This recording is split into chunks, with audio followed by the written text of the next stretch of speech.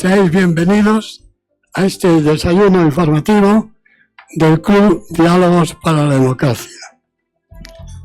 En primer lugar, quiero dar las gracias a todos ustedes por su asistencia numerosa.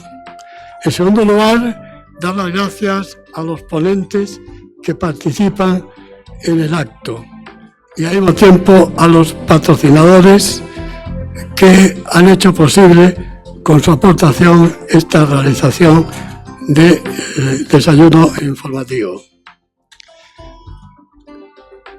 El tema de defensa y espacio, nosotros, el Club Diálogos para la Democracia, hace ya muchos años, hará aproximadamente 20 años, que empezamos a hablar sobre la defensa y el espacio, cuando nadie en absoluto en España hablaba sobre ese tema, porque en definitiva había muy poca gente, y hay todavía poca gente, que está especializada en temas de defensa y espacio. La revista Política Internacional, Política Exterior y algunas otras revistas especializadas tratan los temas, pero la inmensa mayoría de la sociedad no conoce auténticamente la problemática. Nosotros hace 20 años invitamos por primera vez a una personalidad del mundo de la defensa para hablar precisamente sobre este tema. Fue hace 20 años que participó el entonces jefe de Estado Mayor de la Defensa, GEMAT, que era el general, hoy general de ejército, general Sandoldán. Después continuamos haciendo actos sobre defensa y también invitamos al general Pagonis, que era un general de 5 estrellas norteamericano, que nos habló de la logística en la defensa. Y él tuvo un papel muy importante en la guerra de Irak. Hoy hay que tener en cuenta que España no sigue mucho los temas de defensa. Hemos pasado del 0,9% de aportación en gasto de defensa al 2,1%. Pero bien es verdad que con no habido presupuestos era más fácil la inversión en defensa, se cogía un poquito de aquí, un poquito de allá, del fondo de Next Generation, y se cubrió al 2:1. Pero ya no se puede subir más. Trasladaremos hoy este acto a la ciudad de Ankara. Como todos ustedes saben, se está celebrando la cumbre de la OTAN. Hay dos posiciones muy claras. La de que representa el presidente Trump, que según tengo entendido ha estado por no venir a la cumbre de Ankara, con una forma de despreciar a los amigos europeos de la OTAN, y la otra parte, los países más importantes de Europa que están en la OTAN. Muchas veces tenemos la impresión de que la sociedad española, y es realidad, no conoce lo que significa la defensa. La defensa significa inversión, innovación, creación de puestos de trabajo, desarrollo sostenible, etc. Pues esto es lo que hay que informar a la sociedad, para que la sociedad sea consciente que el dinero público que se invierte en defensa trae buenas relaciones y sobre todo una mayor estabilidad política y económica. Creo que en estos momentos, como estamos en momentos de transición hacia un nuevo gobierno, yo pediría al nuevo gobierno, que según todas las encuestas y estudios parece ser que será un gobierno del PP, si con Vox o sin Vox, eso ya está por ver, pero es un gobierno que tenga una gran potencia el ministro o ministra de la Defensa para que informe de lo que significa la defensa, no solamente en Madrid, porque no toda España es Madrid. Madrid también es Valladolid, y España es Valladolid, y Cuenca, y Segovia, y Toledo, y Cádiz, Bilbao, etcétera, etcétera. Hay que hacer una proyección en toda España. Y esa proyección la tiene fundamentalmente que realizar el Ministerio de Defensa, apoyado, lógicamente, por todas las empresas de la defensa. Y que las empresas de la defensa apoyen este tipo de actividades y al mismo tiempo que fabriquen, que produzcan. Yo os doy un dato de que 195.000 personas en Estados Unidos tienen trabajo gracias precisamente a todo lo que significa la compra de armamento por parte de Estados Unidos a Europa. Eso lo tenemos que trasladar a Europa. Europa tiene que ser una posición fuerte, unida. Tenemos que tener una gran política exterior y seguridad y defensa común, cosa que no tenemos ahora. Tenemos una política de 27 estados, pero esa política de 27 estados tiene que ser una política común en defensa, en seguridad, en espacio, etcétera. Y esto no se produce. Hay 27 jefes de Estado Mayor de la Defensa. Esto no puede ser. España, Europa en general, no puede ser una colonia ni de China, ni de Estados Unidos, ni de Rusia. Tiene que ser una fuerte asociación para tener una presencia auténtica en los niveles de decisión política. En Europa se habla bastante de los temas de defensa. Concretamente, se dice que para los años 30 habrá una posible invasión, nueva invasión de Rusia. Esa nueva invasión de Rusia puede tener su fin en países como pueden ser países del Ártico, países del Báltico, o puede ser Moldavia, o puede ser Polonia, o puede ser Rumanía. Pero en definitiva, países que la mayor parte pertenecen a la OTAN y que deberían jugar un conflicto mundial. Y eso tenemos que tener las tropas preparadas. Hay una frase que decían los latinos, vis pacem para bellum. Si quieres la paz, prepárate para la guerra. Y eso tenemos que convencer a la sociedad, porque si salimos a la calle y preguntamos a la sociedad qué es lo que desea, inversión en defensa o inversión en sanidad, en educación y vivienda, evidentemente toda la sociedad va a decir inversión en vivienda, en sanidad, en educación. Pero pocos son los que se inclinarían en defensa. Y eso hay que ganar la batalla a la calle. Porque donde se conquista la opinión pública es en la calle. Y en la calle hay que, utilizando los medios tecnológicos que hoy nos ofrece la sociedad, para poder llegar a ese límite. Hace ya bastantes años que España se incorporó a la OTAN. La inmensa mayoría del pueblo español no quería pertenecer a la OTAN. Pero, sin embargo, el gobierno de turno en aquel momento, encabezado por Felipe González, sometió a un referéndum y España entró en la OTAN porque el pueblo lo quiso, porque votó a favor de la OTAN. Pues ahora hay que votar a favor de la defensa. Yo esto lo vengo explicando hace 20 años. Mucha gente, en el propio Ministerio de Defensa, he hablado con los ministros y ministras que han sucedido en distintas etapas, he hablado con los secretarios generales de Política de Defensa, e incluso llegué a presentar un proyecto con su presupuesto correspondiente, pero desgraciadamente los ministros y ministras de Defensa que ha habido no han captado el tema. Y ahora es cuando se dan cuenta de que hay que invertir en defensa. Si al final se han convencido de esto, yo creo que al final se ganará la batalla. no quiero hablar más y doy la palabra, tal como está en el orden de exposición, a María Jesús Paniagua, que es Managing Director del sector público en Accenture. Tiene la palabra María Jesús.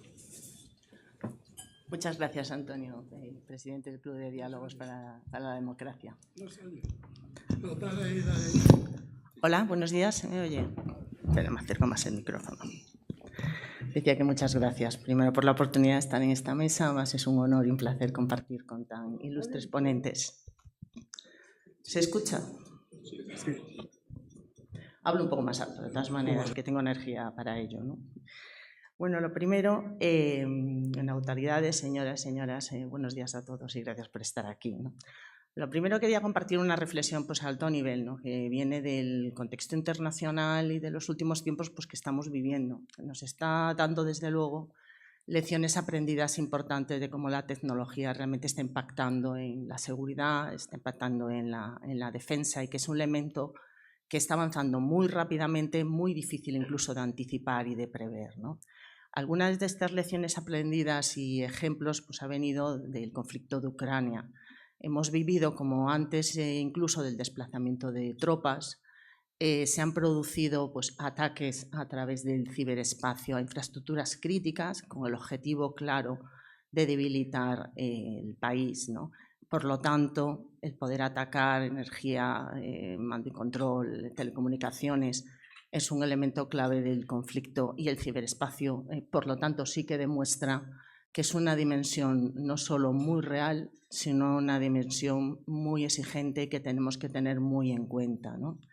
Trabajar, por lo tanto, nuestras capacidades, trabajar y de verdad intentar sacar una ventaja de todo el espacio digital, pues es una obligación y un reto que tenemos por delante, ¿no? Esto, además, no solo se produce en el mundo militar, o sea, hemos visto y compartido que toda la sociedad estamos trabajando en nuestra propia digitalización, poniendo gran empeño como un elemento también competitivo. La digitalización también trae consigo, obviamente, riesgos, ¿no? Y, por lo tanto, que podamos tener vulnerabilidades o debilidades que también hay que prepararse y proteger. Y los datos, pues claramente así lo indican, ¿no? La importancia de proteger nuestras infraestructuras críticas. O sea, de hecho, en 2025, pues aquí representantes, además, que están en esta mesa de CIBEL, de Centro Criptológico Nacional, han tenido que gestionar un volumen de 333.000 incidentes de seguridad. Y este volumen, además, un 16% que se clasifica con una severidad muy alta o crítica, severa, ¿no? Por lo tanto, lo primero también dar las gracias por ese empeño y por ese buen hacer en ayudar a protegernos a todos, ¿no? Y después también a nivel global, puesto que obviamente estamos en un contexto europeo y global, Accenture ha realizado un estudio sobre ciberresiliencia de las organizaciones, ¿no? Y salen resultados que podemos más o menos prever. Hemos visto que en España, por ejemplo, solo el 5% de las organizaciones siente realmente que está preparada para afrontar retos de ciberseguridad y de amenazas en un momento que además están potenciados claramente por la IA. Y después, en realidad, las organizaciones, entre un 60 o 80, dependiendo de diferentes países, sí que siente que o no tiene una estrategia totalmente cohesionada o le faltan, desde luego, medios para poder afrontar con la protección y el nivel de seguridad que tendrían estas nuevas amenazas. Por lo tanto, estas cifras, ¿qué nos demuestran? Nos demuestran que, en realidad, sí que existe una amenaza en estos espacios digitales y que, por lo tanto, la defensa también tiene que correr, acelerarse y estar a la altura, ¿no? Y me gusta también pensar en estos últimos meses hay muchas noticias, desde luego, más o menos preocupantes, pero luego hay algunas otras que lo que despiertan claramente es una conciencia de la sociedad. Muchas veces como sociedad no tenemos conciencia de todo ello. A mí me gusta llamarle el momento mitos, ¿no? Todos hemos oído hace poco cómo salen nuevas capacidades con una altísima capacidad y velocidad, por ejemplo, de encontrar vulnerabilidades. En realidad, el momento mitos lo que nos ha hecho es conscientes de un cambio de paradigma en la seguridad. Nos ha hecho conscientes que hay nuevas herramientas como son los modelos de lenguaje frontera, que tienen capacidades agénticas, y nos ha sorprendido con su capacidad de encontrar vulnerabilidades, de escalarlas y, por lo tanto, de encontrar espacios y amenazas más potentes. Pero también está la buena noticia. Estas mismas tecnologías las podemos poner al servicio de nuestra defensa, encontrando herramientas muy potentes que tenemos que saber y poder manejar, y además herramientas que nos ayudan a hacer las remediaciones suficientes para protegernos, ¿no? Por lo tanto, esto lo único que indica es que tenemos que seguir acelerando y potenciando capacidades defensivas, puesto que las ofensivas ya por sí mismas cogen vida propia, ¿no? Y es cierto, una nueva reflexión relacionada con estas posibles y potentes tecnologías, que nuestros atacantes probablemente quieran utilizar el modelo de lenguaje último, más potente, más completo. Pero lo que sí es cierto que nuestra defensa lo que debe utilizar es una estrategia multimodelo. No solo uno, sino encontrar capacidades de estos últimos modelos frontera, modelos abiertos, modelos que además pueda utilizar en local, ¿no? Y con esta estrategia de crear una nueva IA que sea soberana, que sea multimodelo y que realmente escale en las organizaciones, que no se convierta en una anécdota, en un elemento aislado, con esta estrategia desde Accenture venimos invirtiendo, desde Accenture hemos apostado por crear arquitecturas tecnológicas que no solo manejen esta IA soberana, sino que creen un arnés y una capacidad para poder orquestar y controlar agentes específicos y especializados, y que mantengan una memoria persistente que nos ayuda a que la utilización de esta IA sea mucho más potente que cualquier modelo, por muy frontera que sea y por muy último que sea, puede obtener por sí solo. Y esto lo hemos demostrado empíricamente y hemos sido capaces de obtener mejores resultados en esta defensa de lo que cualquier último modelo ha conseguido obtener, ¿no? Así que esto es una excelente noticia, porque este tipo de capacidades a nuestro servicio nos da de verdad una soberanía tecnológica. Nosotros manejamos este contexto y lo creamos, y con él obtenemos mejores resultados. Todo esto, pues, obviamente es un cambio de paradigma, como comentaba. Y como comentaba bien Antonio, no está exento de un momento geopolítico complicado y un momento geopolítico más inestable, ¿no? Y bien es cierto que Europa depende mucho de tecnologías de las que no tiene control, de muchos factores propietarios, fabricantes internacionales, en las que estamos apoyando pues, muchos de nuestros sistemas y redes, ¿no? Esto es una realidad que no podemos evitar. Lo que sí que podemos es trabajar en ella y en trabajar en saber que efectivamente podemos tener una vulnerabilidad estratégica con la que hay que encontrar caminos y soluciones para que Europa consiga tener su propia autonomía, ¿no? Una autonomía estratégica frente a una soberanía tecnológica que estamos en el camino de construir, pero que todavía no tenemos. Y esa es la pregunta, ¿realmente podemos tener una soberanía tecnológica plena? Pues hombre, realmente hay mucha tecnología, la tecnología, como decimos, evoluciona muy rápidamente y lo que tenemos que saber sacar el partido mejor de cada una de ellas.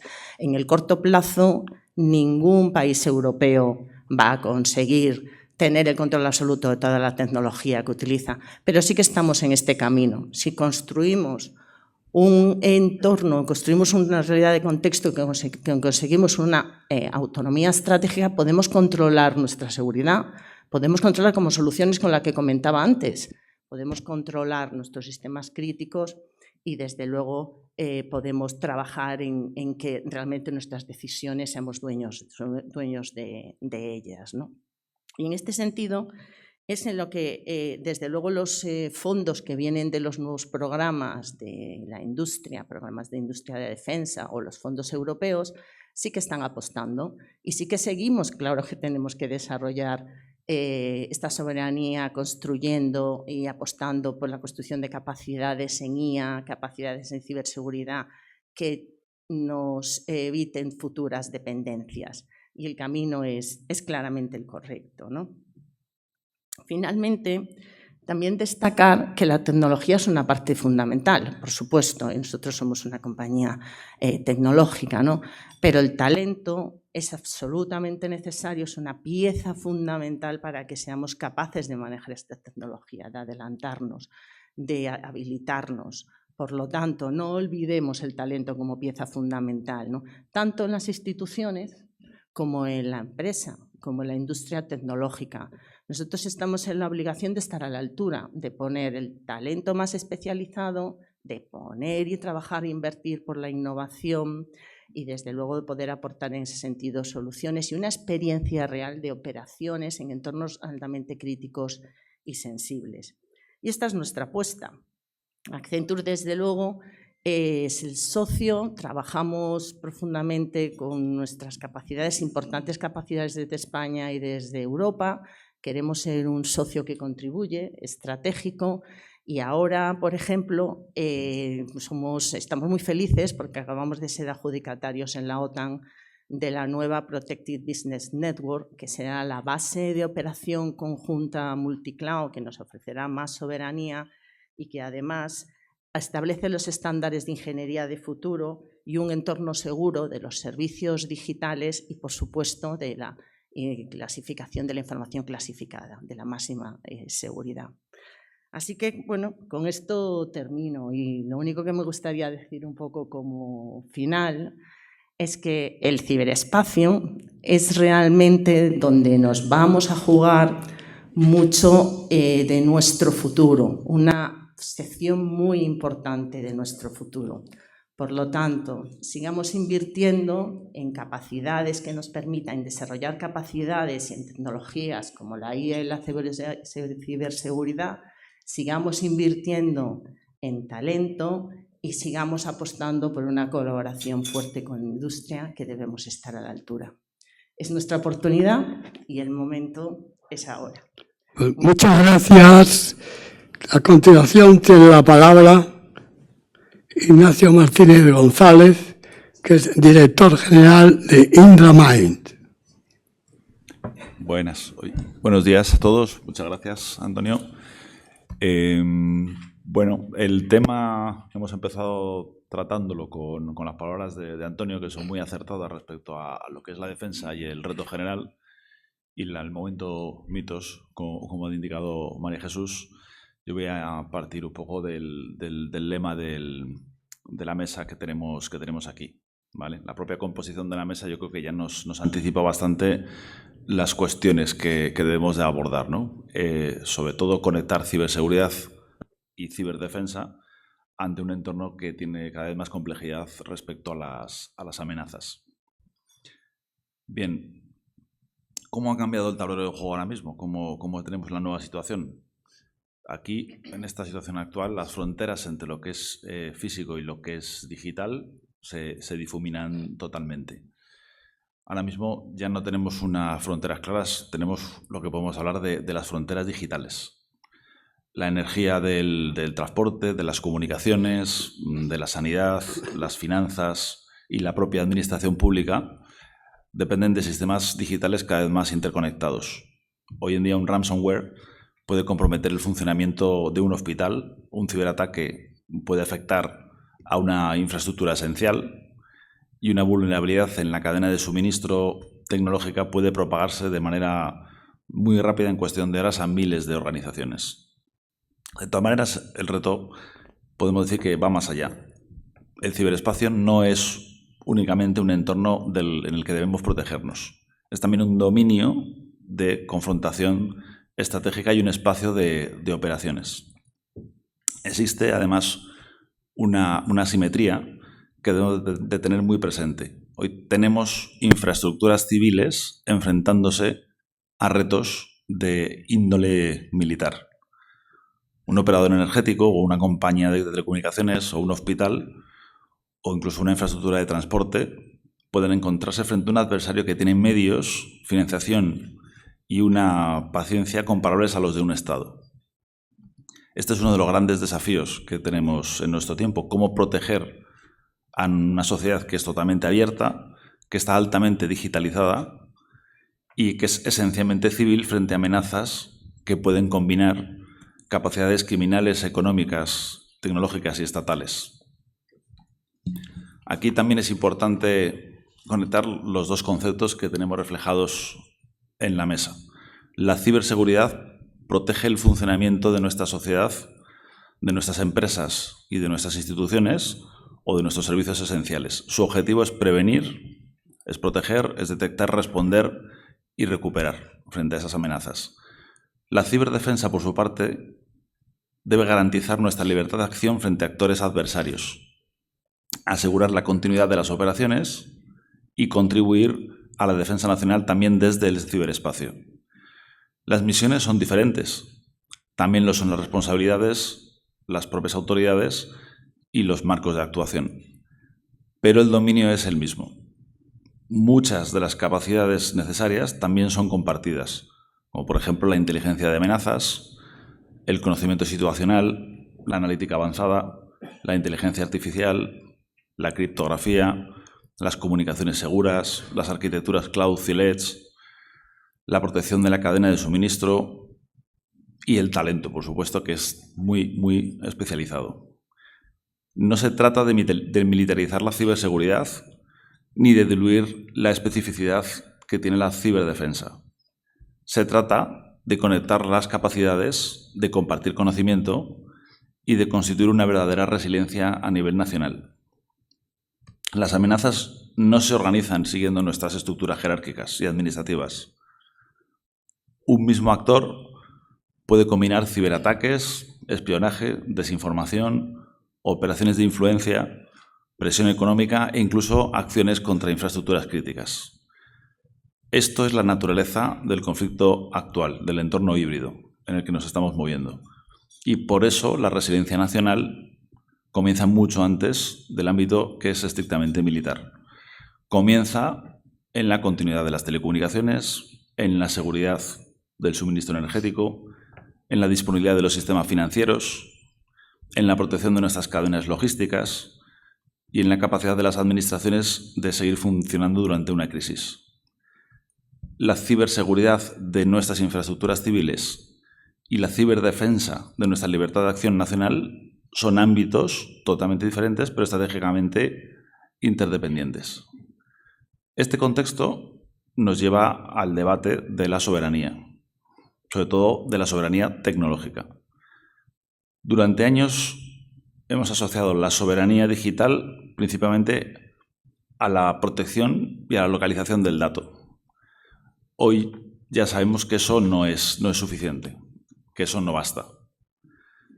La dependencia tecnológica afecta también a las infraestructuras de computación, a las plataformas cloud, a los microprocesadores, a los modelos de inteligencia artificial, a las herramientas de ciberseguridad y a los sistemas de información que apoyan la toma de decisiones.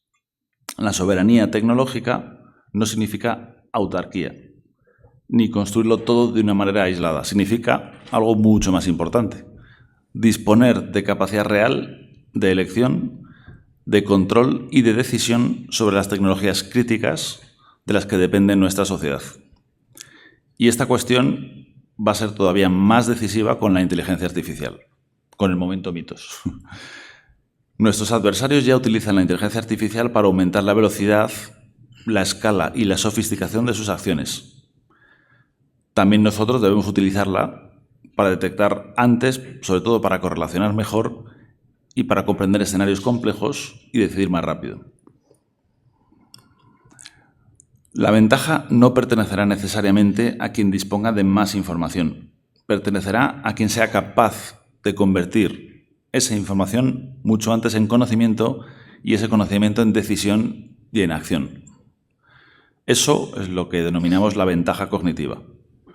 Europa ha avanzado de forma muy relevante en regulación y también en resiliencia, pero la regulación, siendo necesaria, no es suficiente para la situación actual.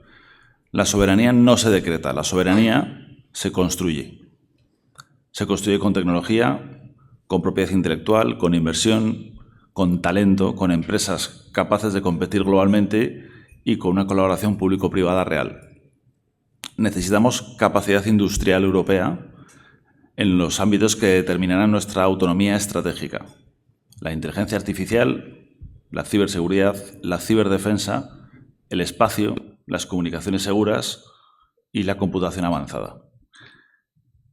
Esa es la visión con la que desde el Grupo Indra hemos creado HydraMind, que nace para dar respuesta a los retos de la guerra híbrida, integrando la inteligencia artificial, la ciberseguridad, la ciberdefensa y las tecnologías digitales avanzadas para anticipar amenazas, para construir conocimiento situacional y para acelerar la toma de decisiones. Lo hacemos tanto en el ámbito civil como en el ámbito militar, respetando la especificidad de cada misión, pero partiendo de una convicción. La respuesta a estos nuevos riesgos no vendrá de soluciones aisladas, sino de capacidad de combinar datos, inteligencia, tecnología y conocimiento operacional en plataformas capaces de actuar en tiempo real con todo esto. España tiene una oportunidad histórica. Contamos con empresas tecnológicas, con capacidades industriales, con universidades, con centros de investigación, con las Fuerzas Armadas, con instituciones de relevancia y con profesionales de muy gran nivel. Tenemos muchos de los componentes necesarios. Ahora debemos conectarlos, escalarlos y convertirlos en capacidades propias al servicio de España y de Europa. Cuando protegemos la energía, el agua o las telecomunicaciones o el transporte, no estamos protegiendo simplemente sistemas tecnológicos, estamos protegiendo el funcionamiento del país y la vida cotidiana de millones de ciudadanos. Y cuando garantizamos la libertad de acción de las Fuerzas Armadas, en el ciberespacio en este caso, estamos contribuyendo a la defensa de la sociedad. Son responsabilidades diferentes, pero forman parte de una visión común de la seguridad nacional. En el fondo, hablar de ciberseguridad y hablar de ciberdefensa es hablar de nuestra capacidad colectiva para actuar con libertad. Y recordemos que sin seguridad no hay resiliencia, y sin resiliencia no hay autonomía. Y sin autonomía tecnológica, nuestra capacidad de decisión estará siempre condicionada. Durante siglos, la soberanía se midió fundamentalmente por el territorio que una nación era capaz de proteger. Ahora, en el siglo XXI, se va a medir también por las redes que puede defender, por los datos que puede proteger, por la tecnología que puede controlar y, sobre todo, por las decisiones que puede tomar con libertad. Muchas gracias a todos. Tiene la palabra Rosa Olazábal, presidenta de Paz y Cooperación. Buenos días, señoras y señores. Es para mí un honor muy grande participar en este acto de Diálogos para la Democracia y agradecer su presencia en este encuentro dedicado a uno de los grandes desafíos de nuestro tiempo. España ante el reto del ciberespacio, soberanía y seguridad europea. Hoy, cuando hablamos de soberanía y seguridad europea, hablamos de seguridad, pero también de liderazgo europeo en un entorno geopolítico cada vez más complejo. Hablamos de garantizar que Europa y España dentro de ella puedan decidir, innovar y proteger sus intereses estratégicos con autonomía y responsabilidad. España construye su contribución a la soberanía de seguridad europeas mediante el impulso de una autonomía estratégica abierta. Esto implica reducir dependencias externas en ámbitos tan esenciales como la defensa, la energía y la tecnología, y al tiempo que se fortalece la integración europea para garantizar una mayor capacidad de respuesta y la resiliencia del continente. España contribuye a este objetivo impulsando el fortalecimiento de la industria de defensa, el desarrollo de la brújula estratégica de la Unión Europea, la soberanía digital, la protección del ciberespacio y una transición energética que refuerza nuestra autonomía siempre en consonancia con los intereses nacionales definidos en nuestra estrategia de acción exterior. Para alcanzar estos objetivos, las principales líneas de actuación son defensa y capacidades militares conjuntas, soberanía tecnológica e industrial, protección de ciberespacio y fortalecimiento de la ciberseguridad, independencia y transición. Se me ha ido aquí. Transición. Y acción exterior y resiliencia democrática.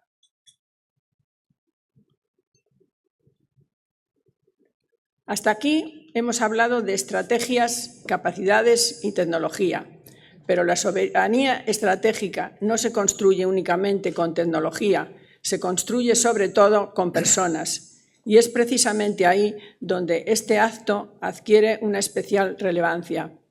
La relación entre la educación y el ciberespacio es hoy más estrecha que nunca. La seguridad digital no depende únicamente de disponer de tecnología avanzada, sino también de contar con ciudadanos formados, capaces de utilizar Internet de forma segura, identificar la desinformación y desarrollar las competencias digitales que demanda nuestra sociedad. Favorecer el acceso a la educación de los niños, especialmente de aquellos que cuentan con menos recursos, contribuye a reducir la brecha digital, fomenta el talento necesario para la ciberseguridad y refuerza la soberanía tecnológica de España y de la Unión Europea.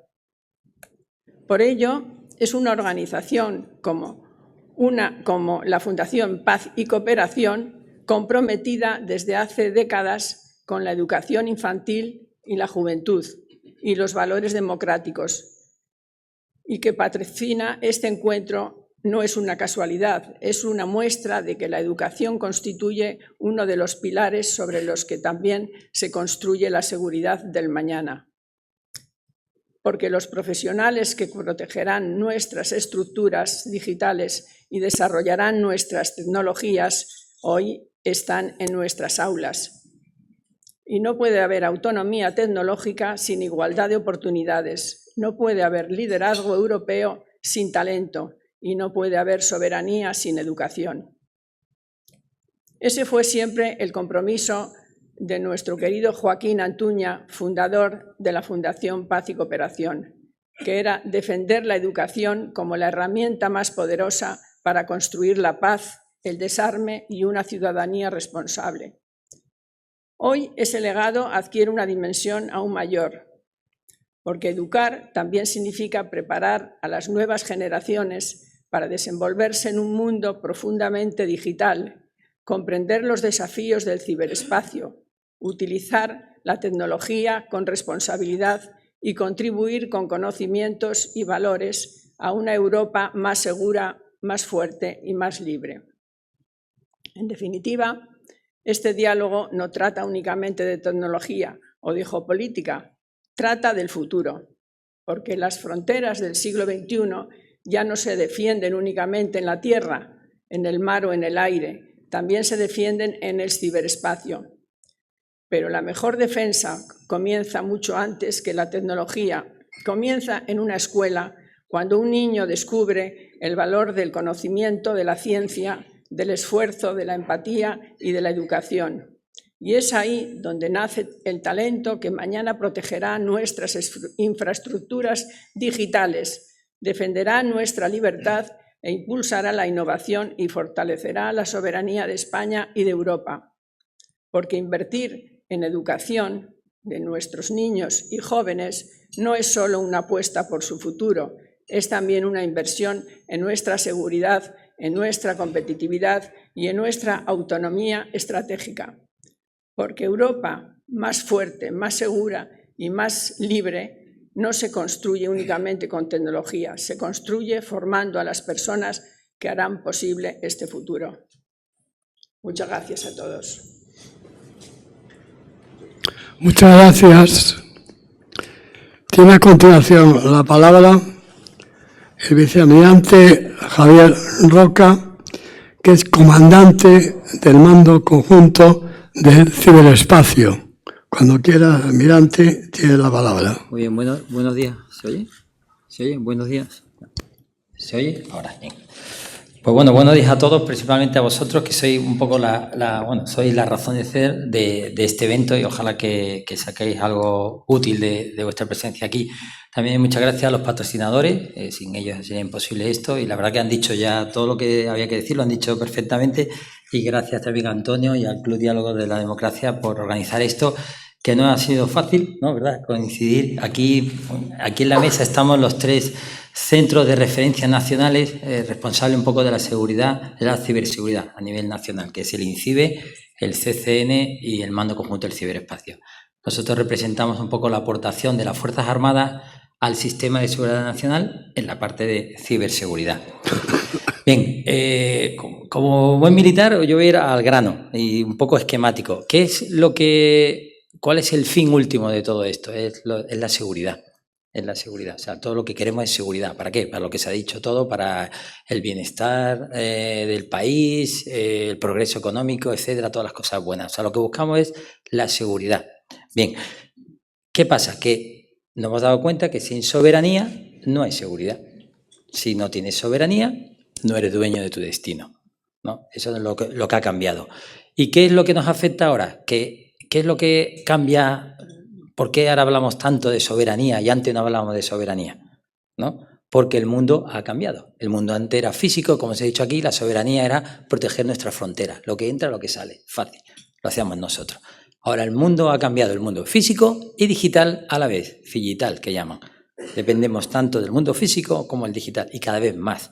Antiguamente no, cuando nacimos el siglo pasado no era así. Esto es lo que ha cambiado y cada vez está cambiando más. Entonces ahora la soberanía ya no depende solo de nosotros. Por eso es tan importante. Para mantener la seguridad es igual o más importante la seguridad digital que la seguridad física. La seguridad física la llevamos haciendo un montón de años, sabemos hacerla. La digital no tanto, es nuevo y está cambiando. O sea, pero el fin último es la seguridad. Y sobre todo aquí ahora mismo hablamos de la seguridad digital. Ahora el mundo, que he dicho que ha cambiado, la sociedad es mayoritariamente digital. El ciberespacio es el sistema nervioso de la sociedad, que es digital, es físico y digital a la vez. Bien, pues esta soberanía, esquemático, yo para acordarme pongo TOD, ¿no? Tiene tres pilares o tres formas. Está la soberanía tecnológica, la soberanía operacional y la soberanía de los datos, TOD. La tecnológica es la que todo el mundo habla porque es la más fácil, es la tecnológica, que es hardware y software. Hardware primero, no hay que olvidar la energía, ser soberano energéticamente, si no, no funciona el ciberespacio, sin electricidad no funciona el mundo digital. O sea, es hardware, es electricidad, son los CPDs, la nube y luego la conectividad. O sea, de nada sirve tener los grandes CPD si no te puedes conectar a ellos, los cables, los satélites, la fibra, etcétera. Hardware, o sea, soberanía tecnológica, hardware y software. Software son los LLM, tanto se habla, los algoritmos, etcétera. Pues la soberanía tecnológica es la más fácil de conseguir. Con dinero, con inversión, hay capacidad, se compra, se puede tener. Luego está la soberanía, la que yo veo, voy de menos importante a más importante. La gente que habla menos porque es más difícil. La soberanía operacional. Y eso tiene que ver con lo que ha hablado Rosa, tiene que ver con la capacitación de la población, la concienciación de los ciudadanos y el talento, la inteligencia en acción. Que dice, hay mucho talento, sí, pero bueno, ¿dónde está? Porque otros lo han hecho y nosotros no. O sea, es la operacional. Yo con el tiempo la tecnología va a ser una commodity, Internet es una commodity, ahora hay que saber utilizarlo. Utilizarlo no solo para mejorar las cosas que hacemos, sino para establecer nuevos modelos de negocio, nuevo desarrollo, nuevas cosas que están por inventar. Esa es la soberanía operacional. Los ucranianos, yo pongo siempre ese ejemplo, los ucranianos son súper soberanos operacionalmente. No tienen tecnología, no tienen nube, no tienen CPDs, en su país se lo han destrozado todo, pero lo que le den, lo utilizan. Es como si tú le das un coche con 4 ruedas y ellos lo ponen en marcha. Da igual la marca que sea, da igual. Tú le das lo que sea, ellos son operacionalmente soberanos, operacionalmente. Tienen la capacitación, la concienciación, el talento y lo mantienen. Y luego la tercera soberanía, que es la más importante para mí, es la de los datos, la soberanía de los datos. Y eso tiene que ver, se habla mucho aquí con los datos, todo el mundo va al debate fácil, que es la localización o la jurisdicción. Y eso no es lo más, eso es lo fácil hablar eso, que los datos estén aquí. ¿Qué datos? Solamente para la IA, que los datos se utilizan para la IA, no se utilizan para guardarlo por guardar. Yo tengo guardado ahí los DVDs que tengo, no, los quiero para algo. Solamente más o menos el 4% de los datos que tenemos ahora mismo son útiles para la IA. Entonces, de los datos nos metemos en el debate de la localización, y digo yo, bueno, no me tengo mucho tiempo, pero un buque de guerra español, un buque de la Armada, es un buque de la Armada, esté atracado en Ferrol o esté atracado en Nueva York. Es mío, es soberano, da igual dónde esté ese buque es de la Armada. Es decir, que nos metemos mucho con esto, y luego la jurisdicción, y eso tiene que ver con la embajada de los datos. Ucrania, como tus DPD se lo han destruido, sacó todos sus datos y los tiene en otros lugares, con una jurisdicción, con unos acuerdos que son soberanos suyos, ellos lo han firmado y tal. O sea que tiene que ver la localización y jurisdicción de los datos. Y eso. Entonces, soberanía tecnológica, fácil de conseguir, operacional, más difícil, porque tiene que ver con un cambio cultural y de educación, que ha dicho Rosa, y luego soberanía de los datos. Vamos a empezar a tener datos, eso es lo más difícil, eso es lo que es la soberanía. Y luego toda esta soberanía, tanto la tecnología como la operación, como los datos, tiene que estar alineado con la estrategia del país, alineado con los valores de la sociedad, con nuestros intereses. No se puede tener 100% soberano en nada. Igual que no se puede tener la seguridad 100%. Es imposible. Tú lo que tienes que evitar es que sea el 0%. Y entre el 0 y el 100, lo mayor posible dentro de esas 3 pilares y luego de la pila tecnológica de cada pilar. Se trata de una gestión del riesgo. Hay que establecer relaciones de confianza, alineado con nuestra estrategia nacional, con nuestros valores, etc. Pero nadie puede pretender que sea realista. No puede pretender 100%, quiero ser seguridad 100%. No. Soberanía 100%, no existe eso. Tienes que gestionar el riesgo, establecer relaciones de confianza y decidir. Y eso, y no me enrollo más. Gracias. Muchas gracias, almirante. A continuación tiene la palabra Félix Barrio, que es director general del Instituto Nacional de Ciberseguridad, INCIBE. Muchas gracias, buenos días. Pues no sé si les seré capaz de convencer de mi tesis, pero creo que nos merecemos, las españolas y los españoles, el derecho a reivindicar que de esto sabemos un poco. Y creo que podré intentar convencerles compartiendo algunos datos que pueden a veces pasar desapercibidos siendo públicos, pero que pueden ilustrar, como digo, esa tesis de que en materia de soberanía digital, en materia de estrategia, de gobernación de la ciberseguridad, hemos hecho muchas cosas bien. Y eso no quiere decir que tengamos que ser autocomplacientes. Lo peor está por llegar. Pero no les voy a hablar de los retos en términos de amenazas y de la inteligencia artificial. Hablemos sobre todo del escenario de gobernanza que yo creo que a veces pasa desapercibido porque, claro, vemos el país un poco desde el ombligo y perdemos a veces esa cierta perspectiva que da el vernos desde fuera, ¿no? Si vamos a los datos de las Naciones Unidas, la Unión Internacional de Telecomunicaciones viene situando a España en los últimos años como una de las naciones que destaca en todos los indicadores de gobernanza. El ITU, que son las siglas en inglés, dice que somos uno de los 4 países que lidera la gobernanza mundial en materia de ciberseguridad. Uno de los 2 mejores de Europa, junto con Estonia, que tampoco es un país especialmente comparable en términos de volumen, tamaño, ¿verdad? Si analizamos un poco más en detalle, vemos que detrás de eso hay un enorme esfuerzo continuado en las últimas décadas de madurez en términos de capacidades, algo a lo que se dedica INCIBE como sociedad estatal, a construir capacidades civiles, fundamentalmente de nuestra sociedad y de nuestra economía. ¿Por qué digo que hay detrás un esfuerzo de los sectores privados y públicos? Somos el segundo país del mundo en número de centros de respuesta a incidentes, el acrónimo CERT, que algunos ya están más que familiarizados, por detrás de Estados Unidos y bastante por delante de Alemania, que es el tercer país. Más de 60 centros, fundamentalmente privados, solamente 3 públicos, que estamos hoy aquí representados excelentemente.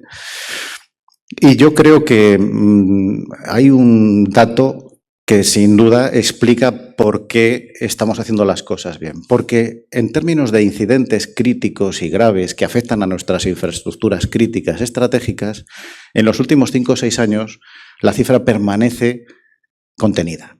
En el caso de España, nuestras infraestructuras críticas para las que somos centro de respuesta y que son inmensamente de carácter privado, hemos cerrado el año pasado en 405 incidentes. En el conjunto de la Unión Europea, la red de coordinación de infraestructuras críticas también daba cifras de contención en cuanto al crecimiento. ¿Por qué? Porque tenemos, no me cabe ninguna duda, una gran capacidad en los grandes operadores, sectores bancario, financiero, energético, transportes, etcétera. Tenemos una gran madurez en términos de monitoreo, de respuesta, de contención de incidentes. Es cierto que estamos creciendo en incidentes, sobre todo en los sectores más vulnerables. Y ahí está ese 25% interanual que teníamos el año pasado, con esos 122.000 incidentes que afectan fundamentalmente a cadena de suministro, pequeñas, medianas empresas, particulares, que están cada vez más expuestos a unos cibercriminales que utilizan la IA y que efectivamente somos más dependientes digitalmente y eso nos hace más expuestos a ese incremento constante de las amenazas. Pero en lo que es la línea medular, en lo que son los grandes operadores, lo decía también muy bien María Jesús, esa madurez de las grandes empresas, yo creo que estamos demostrando un alto nivel de resiliencia en términos estadísticos. Además, madurez como país en términos de inversión. Miren, yo estoy especialmente orgulloso de todos y todas las secretarias de Estado que hemos tenido en los más de 20 años de existencia de INCIBE. Todos. A lo mejor es que soy muy fan, pero es que todos nos han subido el presupuesto, año tras año, incluso en los años más duros. Y eso es una demostración. Eso es un dato. Luego cada uno puede tener sus signos, su política, su carácter. En el 2015, nuestro querido y admirado Víctor Calvo Sotelo estableció por primera vez algo que llevamos a fuego en nuestra línea estratégica, que fue el concepto de soberanía tecnológica. Llevamos más de 10 años trabajando con naciones específicamente con ese objetivo. O sea que estamos hablando de una línea de continuidad como país, como gobiernos que están creyendo, en mayor o menor medida, y ya en los últimos 5 o 6 años hemos hecho los grandes hitos. El primer hito es destinar 1 de cada 3 euros de los más de 140.000 millones de euros del Next Generation a transformación digital. Muchos pueden decir, bueno, claro, había más dinero que nunca. Digo, ya, pero hay que tener la valentía de dar prioridad a un campo como ha sido el de la digitalización. Sector en el que todos los que me acompañáis hoy, durante años deseábamos, anhelábamos tener esta lluvia de inversión y sobre todo priorizar que llegase a los sectores privados. Yo creo que el esfuerzo que se ha hecho por llevar gran parte de esa inversión al ámbito de la ciberseguridad está dando sus frutos y les daré también algunos datos para que reflexionemos sobre si ha tenido éxito o no ha tenido éxito esta decisión. Pero el segundo hito, que también es muy relevante y también es muy reciente, es cuando hace 2 años el Gobierno de España establece que la ciberseguridad tiene que computar dentro de la inversión en seguridad y defensa. Y esto es también un cambio en cultura política, porque sabemos que en lo sucesivo la ciberseguridad y ahora hablaremos un poquito más de eso, tiene que ver con la seguridad nacional y con la defensa nacional. Y eso es también algo de lo que tenemos que estar especialmente satisfechos porque va a generar una dinámica que ha arrastrado a otros países y ha arrastrado a la Unión Europea. Por lo tanto, estamos hablando de que un sector que tradicionalmente estaba dentro del conjunto de la economía digital ahora tiene un papel relevante también en las estrategias de seguridad y defensa. Por lo tanto, creo que tenemos que estar especialmente satisfechos con hitos como estos.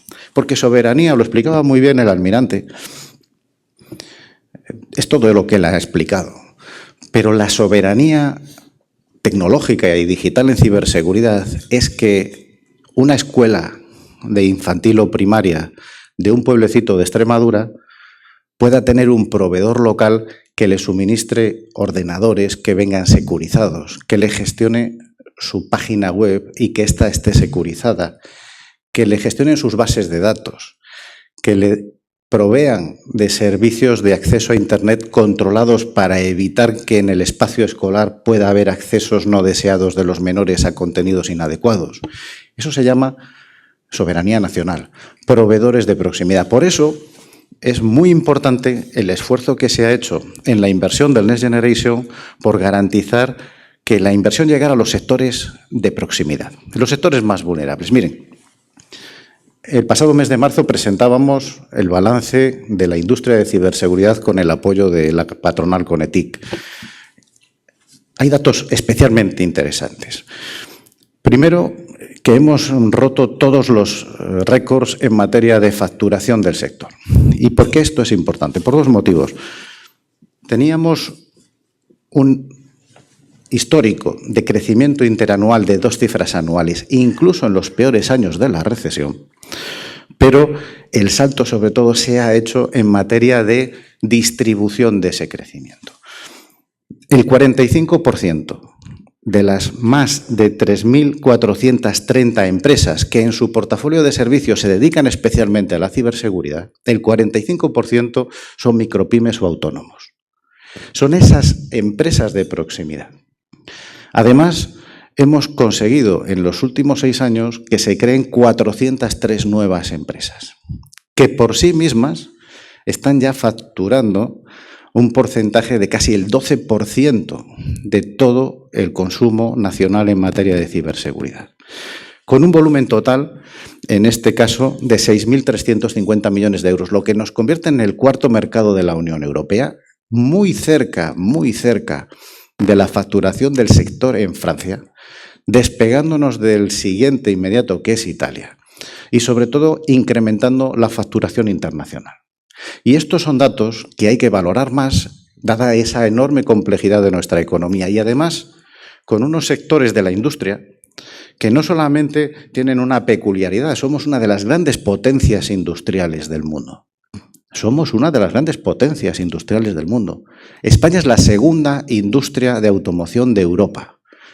Tenemos una cadena de suministro y de cinturones industriales donde de nuevo tenemos esa fragmentación de la empresa, ese tamaño de pequeñas empresas súper especializadas, muy competitivas, que dependen absolutamente de la digitalización y dependen absolutamente de la confianza que permite la ciberseguridad para que todo su desarrollo tecnológico pueda mantener esa competitividad.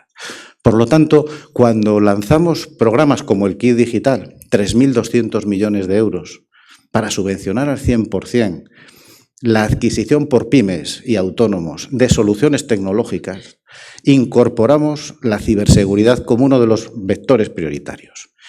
Dotación de servicios anti-malware, protección del puesto de trabajo y teletrabajo seguro. ¿Y saben qué ha sucedido? Pues que hemos conseguido que más de 800.000 pymes reciban ayudas del 100% para dotarse de servicios de ciberseguridad, la gran mayoría en régimen de suscripción, y que eso se va a quedar para siempre ahí, incluso después de que se acabe el Next Generation, porque ya han entrado en una dinámica de invertir en ciberseguridad.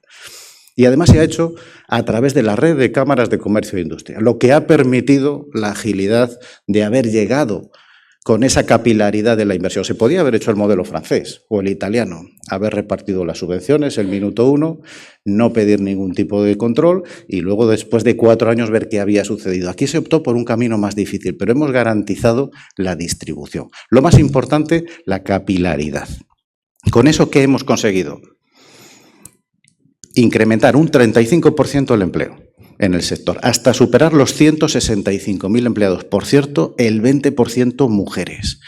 Pero sobre todo es el sector digital que mayor empleo directo genera. Es un sector que depende fundamentalmente del talento. Y lo explicaba también María Jesús.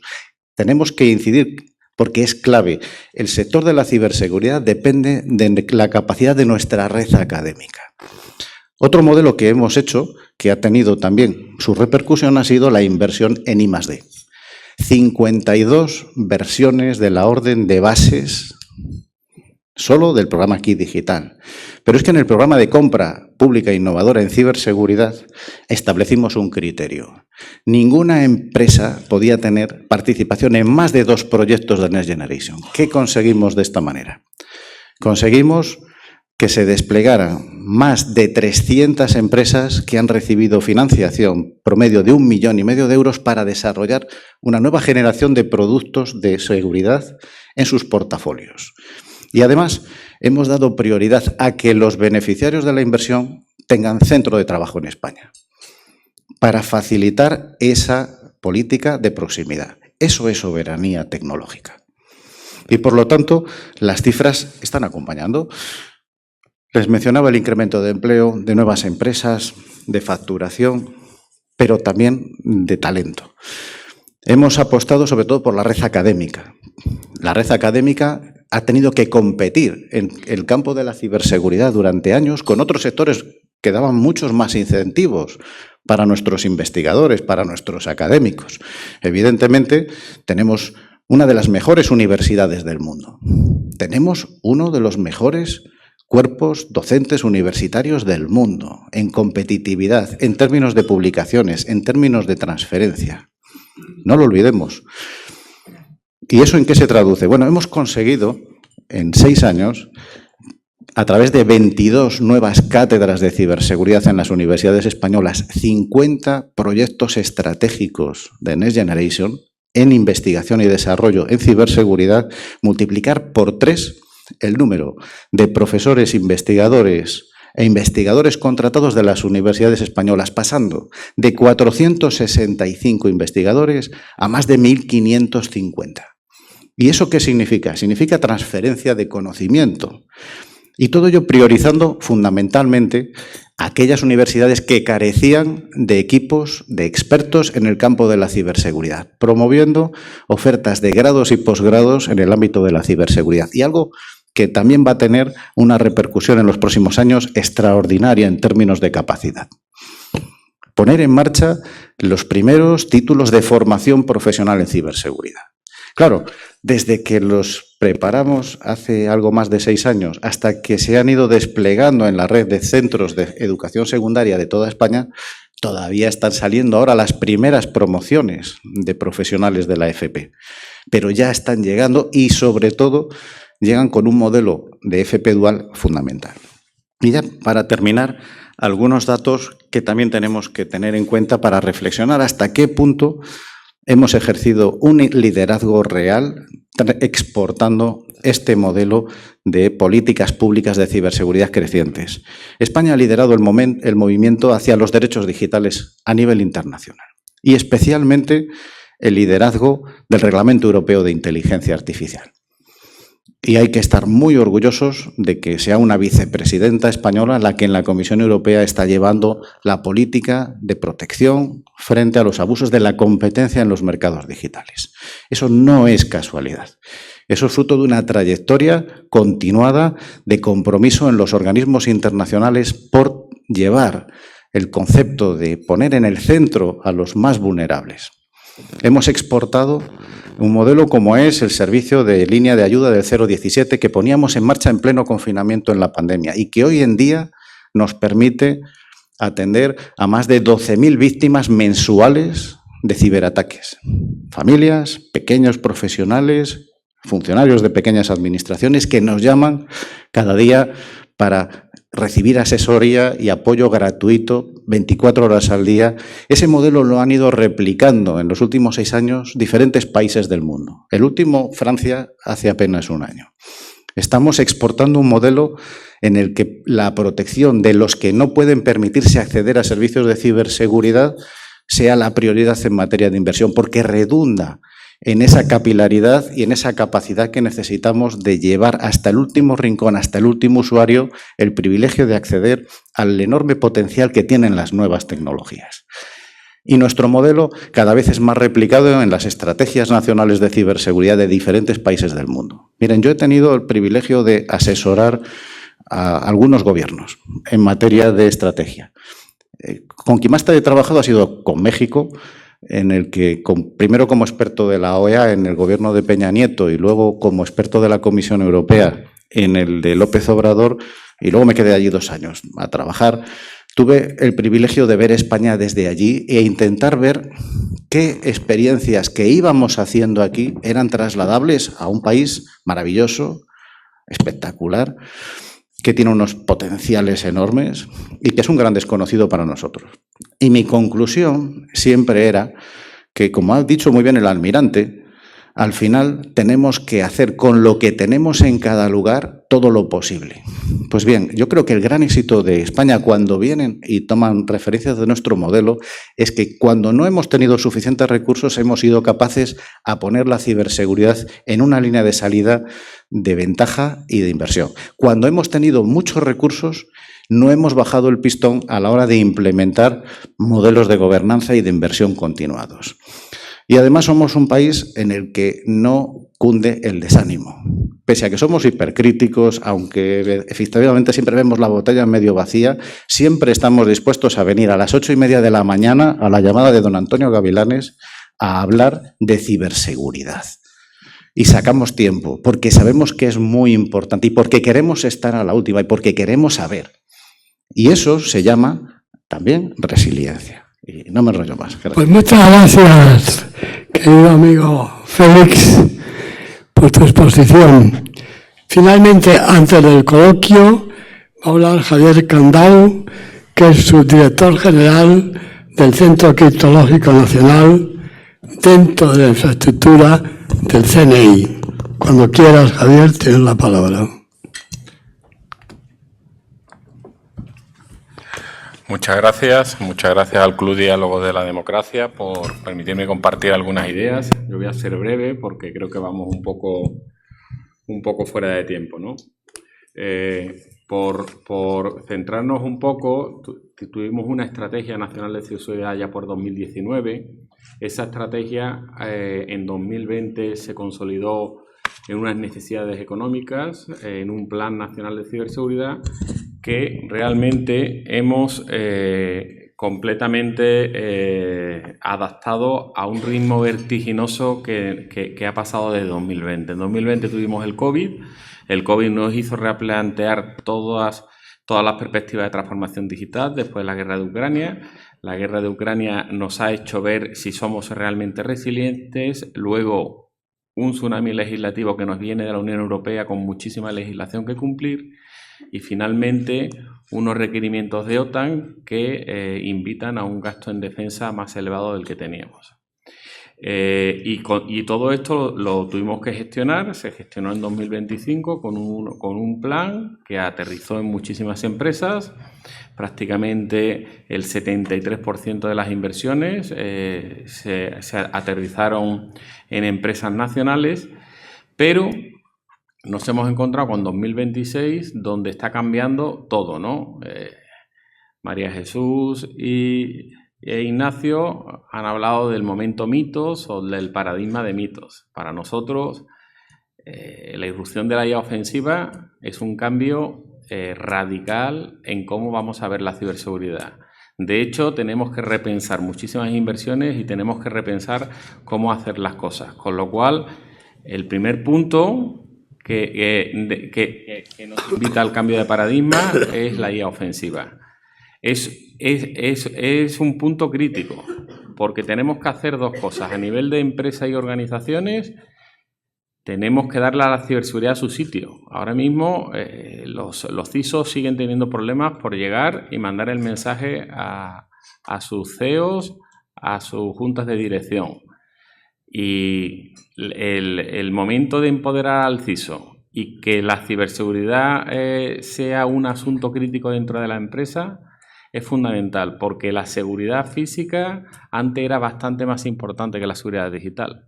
Pero creo que desde 2026 esto ha cambiado completamente. La seguridad digital va a ser asunto fundamental, y el que no la aborde con seriedad podrá poner incluso en riesgo la supervivencia de la empresa. Y el segundo punto asociado a la IA ofensiva es que la IA defensiva va a ser una necesidad. Tenemos ahora mismo centros de operaciones de ciberseguridad, CER, personas que responden a incidentes en las cuales detectamos una vulnerabilidad y también nos aprovechamos de que el atacante también cometía fallos. Ahora nos vamos a enfrentar ante agentes de inteligencia artificial donde el atacante se va a mover a velocidad de máquina y no va a cometer fallos. Entonces, el problema que vamos a tener es que o tenemos IA defensiva que nos ayuda a defenderlo, o realmente vamos a tener una situación de desventaja a la parte defensiva con respecto a la parte ofensiva. El segundo punto, que también es un cambio radical, es una amenaza que venía más lenta, pero que se está acelerando, es la amenaza cuántica.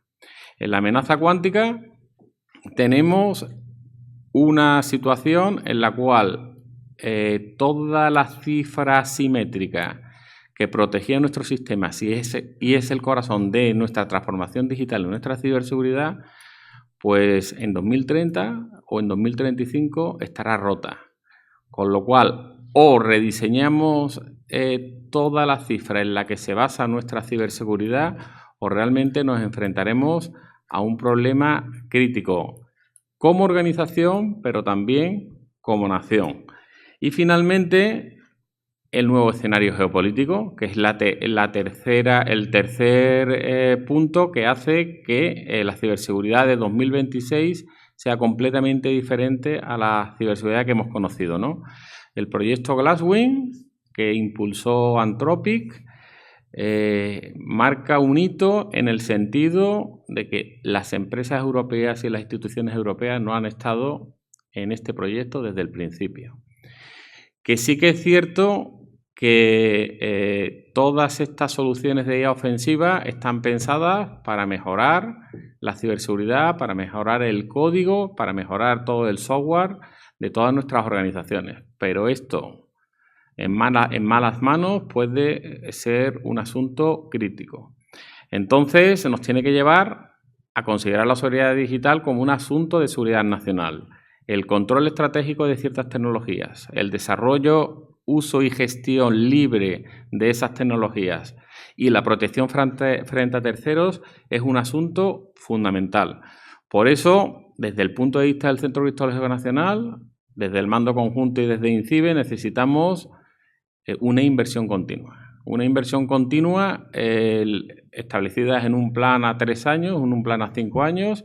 Eso lo decidirá el Gobierno, en el cual potenciemos capacidades estratégicas como la inteligencia de ciberamenazas, la resiliencia de los activos, la detección de la ciberamenaza y la neutralización de esta. Y ese es un punto donde esta ciberseguridad, que siempre la habíamos visto desde un punto completamente defensivo, pasa a un punto de capacidad, de disponer de capacidades ofensivas que nos permitan neutralizar los focos de los problemas.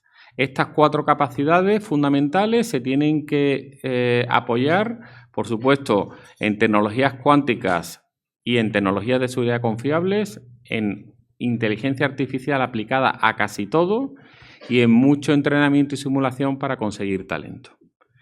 Muchas gracias. Muchas gracias, Javier. A continuación vamos a desarrollar el coloquio. Vamos a animar un poco el coloquio. El moderador. Muchas gracias, don Antonio. Es un placer estar aquí con José de la Peña, con todos ustedes. Que José de la Peña Muñoz es director de la revista de ciberseguridad, Seguridad de la Información y Privacidad, SIC. Como le decía, muchas Tú tienes gracias. la palabra. Don Antonio, nos lanzamos a animar el coloquio. Bien, la verdad es que tenemos muchísimas preguntas. Tenemos prácticamente 20 preguntas y poco tiempo. Pero yo no me puedo sustraer al tenerles a las tres autoridades competentes aquí en la mesa a preguntarles qué pasa con la NIS 2. ¿Cuándo va ese anteproyecto otra vez al Consejo de Ministros? ¿Tienen ustedes alguna idea? En este mes irá al Consejo de Ministros y del Consejo de Ministros irá al Parlamento y bueno, ya ahí nos antiguamos. Bueno, es toda una primicia. Ya si nos dijera usted si va como proyecto de ley o como Real Decreto Ley, ya eso es demasiado, ¿no? No, está muy bien, magnífico. Bueno, tenemos algunas preguntas y algunas son realmente picaruelas. Hay una que, por ejemplo, no se ha identificado quién la formula. Es ¿cómo hablan de soberanía tecnológica de España cuando quien no pinta nada es Europa, tecnológicamente hablando? Esto yo creo que ningún miembro de la mesa querrá sustraerse a contestar, ¿no? Félix, venga, que tú estás lanzado. A ver, es que lo que tenemos que darnos cuenta es de la interdependencia absoluta que tenemos unos de otros. Una cosa es dónde se toman las decisiones, que ahí podemos tener un debate sobre si es más eficaz tener un superministro europeo de defensa o tener 27 ministros de defensa. Yo ahí no tengo tampoco cuál es un criterio, pero sí que ahora mismo hay una estrategia europea de ciberseguridad, hay una estrategia nacional que está alineada perfectamente. Yo creo que hay una sintonía. Evidentemente, en los cambios tecnológicos hay discrepancias en materia de soberanía digital, de seguridad.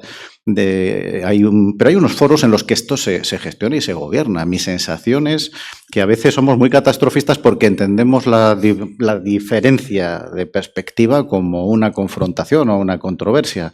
Creo que hay cosas que están muy claras. Por ejemplo, la soberanía del dato.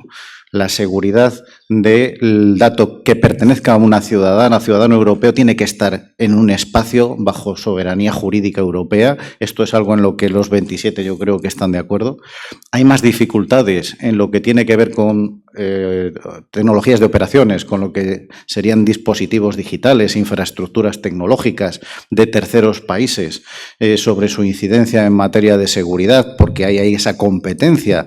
Decía antes de los niveles de desarrollo industrial de cada país. Claro, no es lo mismo un país que tiene un nivel de madurez en la industria agraria o turística, o decía antes automoción, o energética, o de obra civil como España, con un país que tiene muy poco peso de esos sectores y a lo mejor no tiene tanta dependencia en materia de cadena de suministro de dispositivos de nuevas tecnologías para el sostenimiento de su actividad económica, con lo cual va a haber diferencias y discrepancias en materia de incidencia de políticas de seguridad y defensa en sus tejidos nacionales.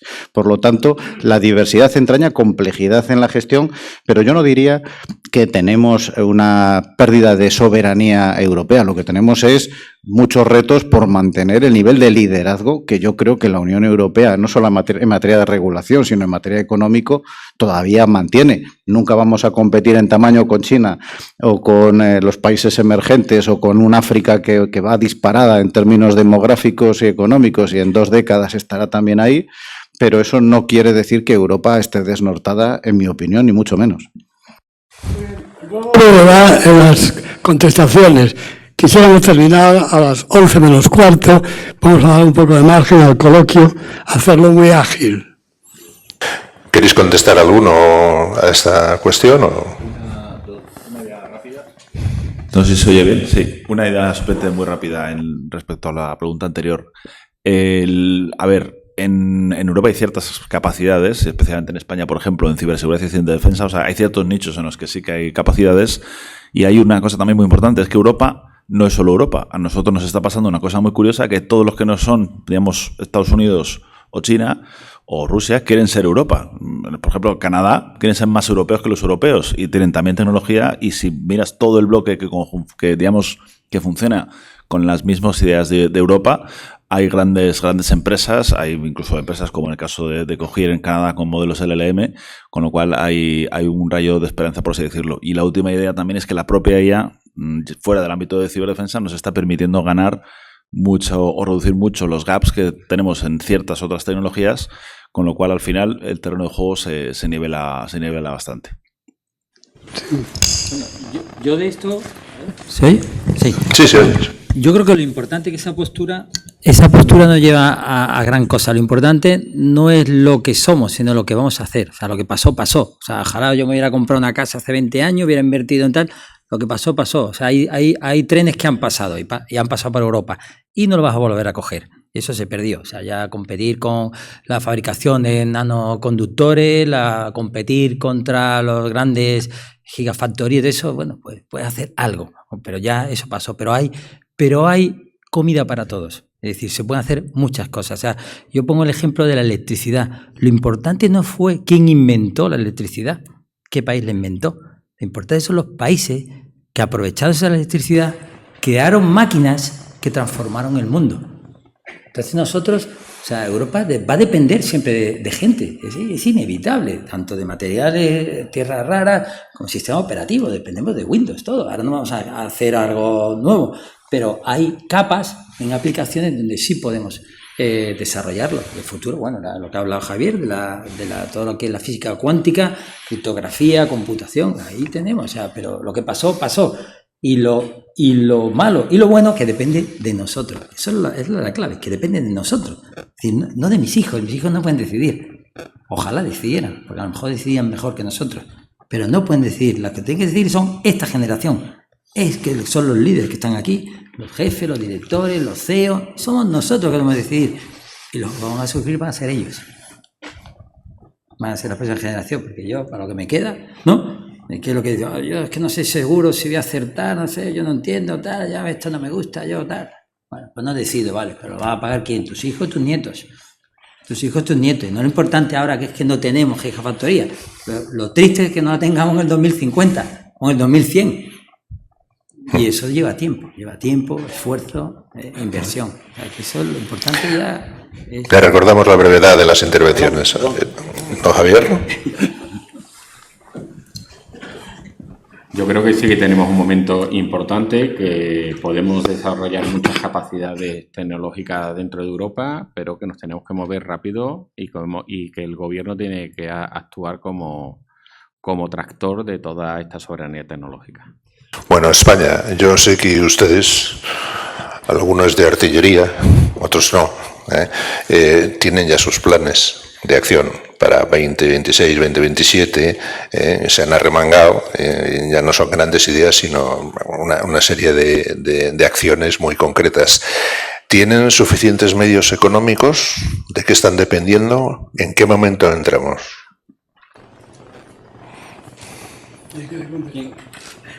¿Quién contesta?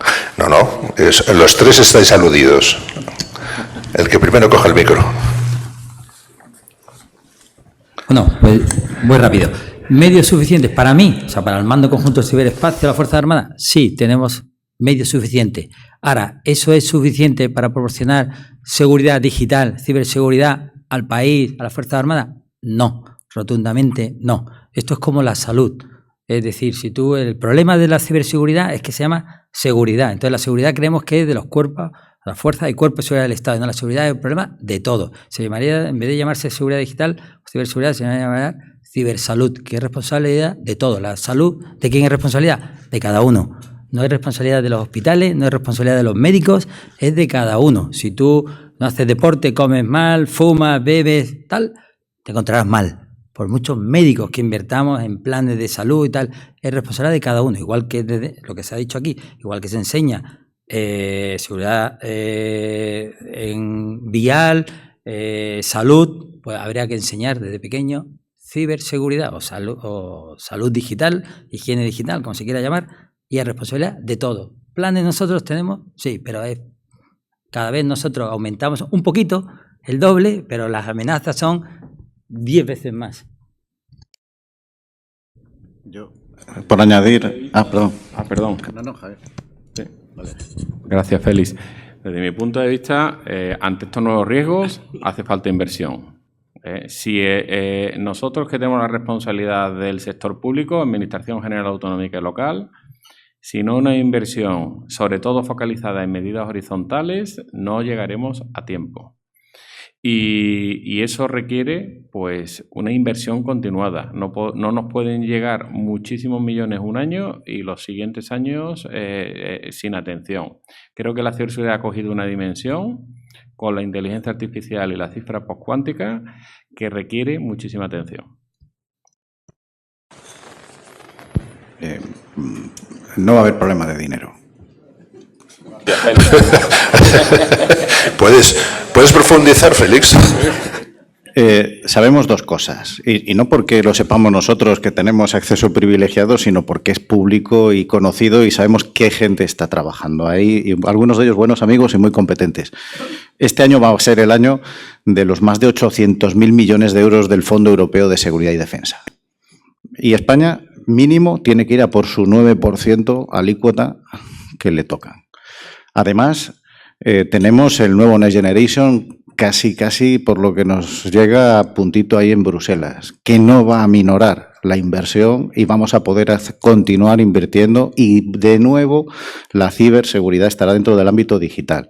Y mientras, y ahí coincido con Javier, como es lógico, de que la pena es que esto va a saltos y que no tenemos esa continuidad que nos gustaría también tener en las empresas a nivel del día a día, estamos tirando de otros fondos. Ahora mismo tenemos en ciernes convocatorias FEDER, que CEDETI o Red.es está lanzando. El mes que viene saldrán 120 millones de euros para compra innovadora en ciberseguridad, para tecnologías cuánticas. Tenemos la compra innovadora de CEDETI en seguridad y defensa. Estamos tirando, pues como decía antes, haciendo capacidades de otros fondos que tradicionalmente ni por asomo se invertía en ciberseguridad y que ahora ya es un programa que todas las instituciones quieren incorporar. Y, por supuesto, están las comunidades autónomas.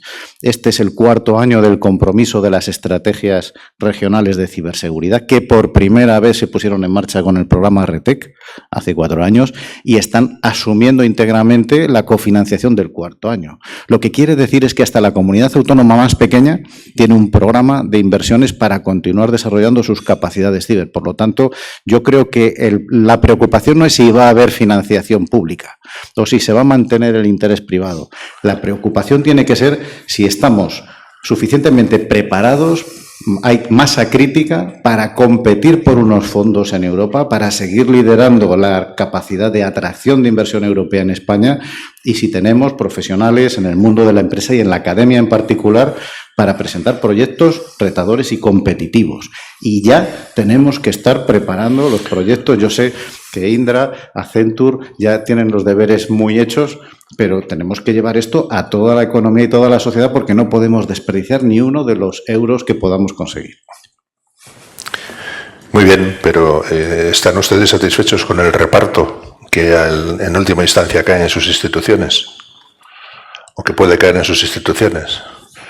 Creo recordar que la cifra global el año pasado fue de 1.175 millones de euros, que en el mundo de la ciberseguridad nos parece una enormidad, pero que en realidad no es una enormidad.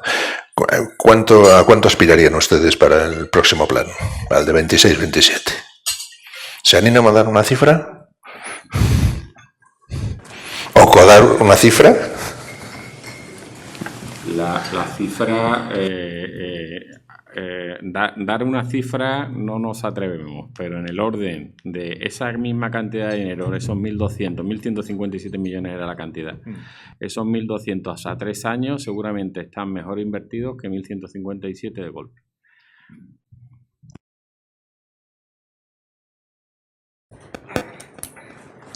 Nosotros invertimos, o sea, como unos 200 millones al año, más o menos, el año pasado, ¿no? Que fue, y eso sería una cifra razonable.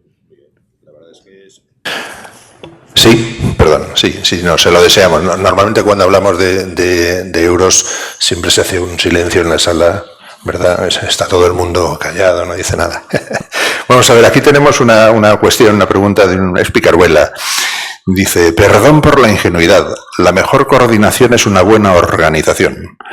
¿Qué razones apoyan la existencia de múltiples entidades estatales con papel de autoridad en ciberseguridad?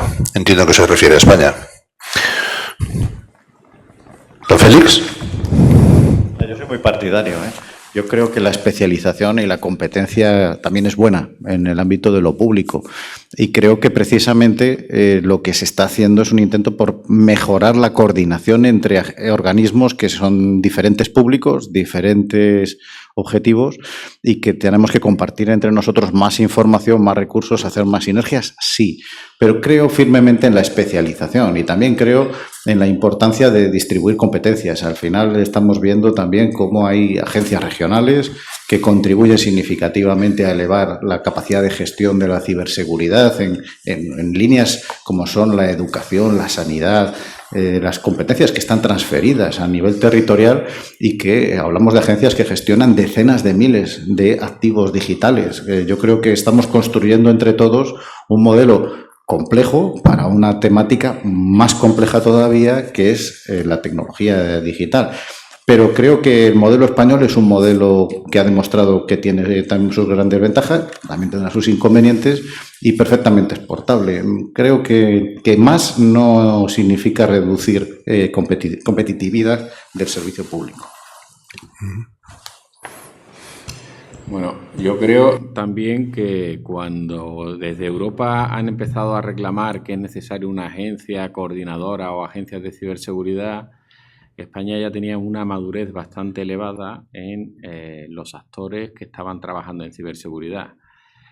Que el modelo sea una única que coordina a todos o las agencias existentes ahora mismo empoderadas y bien coordinadas. Yo ahora mismo lo que sí que se ha demostrado es que este modelo es eficiente.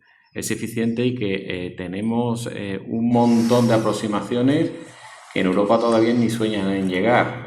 La contabilidad, la gestión de incidentes que tiene España no la tiene ningún país de la Unión Europea. La capacidad de intercambio con la red nacional de SOC que tiene España no la tiene ningún país de la Unión Europea. Y en cierto sentido tenemos muchos servicios horizontales para los, en nuestro caso, ayuntamientos pequeños, organismos pequeños, que no pueden defenderse solos, que no la tienen ni por asomo implementada en la Unión Europea, con lo cual yo me iría más a los resultados que al modelo de gobernanza. No, Javier. Totalmente de acuerdo. Yo antes pensaba que no funciona. Totalmente de acuerdo. Yo creo que el sistema no solo es eficiente, sino eficaz, que es casi más importante en este tema. Es eficaz, funciona. Lo que hacemos es aprovechar las fortalezas de cada uno. O sea, no es lo mismo uno.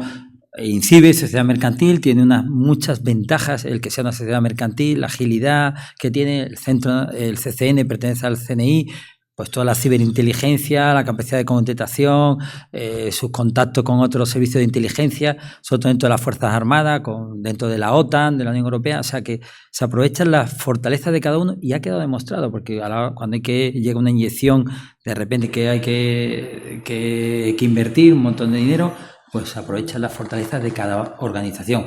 Cuando hay que acceder, gestionar un incidente, pues también la aproximación de uno es totalmente diferente y yo creo que funciona. Al final, la colaboración, esto también es muy importante, no es entre más que organizaciones, ya uno ya peina canas, y es entre personas. Y colaboramos muy bien, o sea, nos llevamos muy bien, ya has dicho, nosotros nos reunimos muchos grupos de trabajos, comida, desayuno, este es el primero, nos queda dormir juntos, ¿no? Pero todo se andará, ¿no? Colaboramos mucho, ¿eh? Y funciona, yo lo veo que funciona. Muy bien. Vicealmirante, esta pregunta va para usted. ¿Cuáles son las tres principales prioridades del mando conjunto del ciberespacio en este momento? Bueno, o en una proyección. Bueno, pongo una más fácil. Mi prioridad es las capacidades reales. O sea, la parte, nuestras capacidades las dividimos en varios conceptos, lo que es doctrina, formación, adiestramiento, tecnología, ¿no? Todo eso, pero al final es tener capacidades probadas, es decir, si yo soy capaz de lanzar un misil, ¿has lanzado alguno alguna vez? ¿Has dado en el blanco? Entonces tienes un misil, otra cosa es que sepas lanzarlo y dar en el blanco. Entonces, capacidades probadas que produzcan efectos, o sea, que sean efectos relevantes para la misión que nos encarguen, sea defensiva, de disuasión, ofensiva, de inteligencia, tener capacidades reales y puedo decir que las tenemos ya y probadas. Invertimos mucho en ofender. En capacidad ofensiva, ¿te refieres? ¿Capacidad ofensiva? Sí, invertimos tiempo, esfuerzo, dinero, tecnología en tener capacidad ofensiva. Cualquier barco, cualquier plataforma, un barco, un avión, una plataforma terrestre tiene capacidad ofensiva, ¿no? Tú no vas a la guerra, lo digo yo, solamente con un escudo, ¿no? O sea, yo pongo el símil de un boxeador, por muy bueno que sea, si subes al ring y no das ningún guantazo, por muy fuerte que sea, Rocky, al final vas a caer, ¿no? Pues tienes que tener eso, tienes que tener capacidad ofensiva, que es la base de la disuasión. O sea, la disuasión es, a ti no te van a hacer algo, esto funciona así. La gente va a atacar cuando quiere, donde quiere y a quien quiere. Y si tú tienes unas capacidades que le vas, por represalia, le vas a fingir un daño, pues no le va a compensar, pues no te atacarán. Muy bien. La misma pregunta viene para el Centro Criptológico Nacional. ¿Cuáles son las 3 principales prioridades? Sé que tienen muchas también, ¿no? Como el bando, pero... Yo ya las he dicho. IA ofensiva, cifra postcuántica y conseguir soberanía tecnológica en productos clave. Si me dices que es la siguiente pregunta, ¿qué consideramos clave? Pues me los había apuntado por aquí y ahora te las voy a decir. Aquí. En un principio, mejora en los SOCs, tener XDR y SIEM soberanos, en criptografía disponer de hardware criptográfico seguro, tener algoritmos postcuánticos y productos de seguridad que permitan esa migración postcuántica, tener herramientas soberanas de fusión de inteligencia, disponer de una nube soberana y disponer, y esto lo tenemos que hacer con el mando, de capacidades soberanas de neutralización. Muy claro, breve y conciso. Don Félix. Básicamente, recuperarnos del estrés del Next Generation anterior, que ha terminado el día 30, y que nuestra gente está literalmente deseando un mes de vacaciones. Prepararnos para lo que viene. Evidentemente, en materia de inteligencia artificial, donde estamos trabajando desde el Consejo Nacional de Ciberseguridad y a través de la Comisión Permanente en priorizar inversiones que nos permitan tener acceso a esa tecnología, que ya llevamos mucho tiempo dotándonos de capacidades, pero hay que acelerar para que tengamos a disposición de nuestro tejido productivo y de nuestra administración el acceso a inteligencia artificial de frontera, inteligencia artificial agéntica y capacidades de respuesta. En segundo lugar, reforzar la colaboración con el Ministerio del Interior. Para nosotros eso está siendo prioritario. Particularmente la cibercomandancia y, en segundo lugar, la Policía Nacional en diferentes ámbitos. Estamos mejorando los sistemas que nos permiten encajar esa línea de ayuda 017 con el círculo de la denuncia que permita la investigación criminal. Ahí tenemos que hacer un gran esfuerzo de coordinación y de inversión para avanzar. Afortunadamente vamos muy rápido. En un año la cibercomandancia allí en León está tramitando del orden de 350 denuncias diarias online, con lo cual eso nos está ayudando muchísimo a mejorar la acción de protección a ciudadano. Y, en tercer lugar, yo destacaría las campañas de concienciación. Durante los últimos años hemos sido siempre una de las 2-3 grandes campañas de publicidad institucional en España. Tenemos que mantener el pulso, sobre todo pensando en los menores, los colectivos más vulnerables, alertar y alertar sobre la importancia de tomar conciencia de uso responsable, de incorporar seguridad por el diseño en lo que es fabricantes, distribuidores. Hay que reforzar concienciación. Hombre, he visto aquí un pago parcial de la sexta solicitud de los Next Generation. 5.700 millones de euros. No está nada mal, ¿no? Irán llegando poco a poco en su momento. Bien, mi pregunta, si me lo permite don Antonio, no sé cómo vamos de tiempo, tiene que ver con la industria. ¿Qué entienden ustedes por industria nacional en el contexto en el que nos estamos moviendo aquí, en el que, por ejemplo, tenemos con nosotros en la mesa a Accenture, que es una multinacional de origen norteamericano, y Indramind, que es una compañía de origen, una multinacional de origen español? ¿Cómo encajamos esto de la industria nacional en estas cuestiones de la soberanía, la autonomía tecnológica, la independencia tecnológica?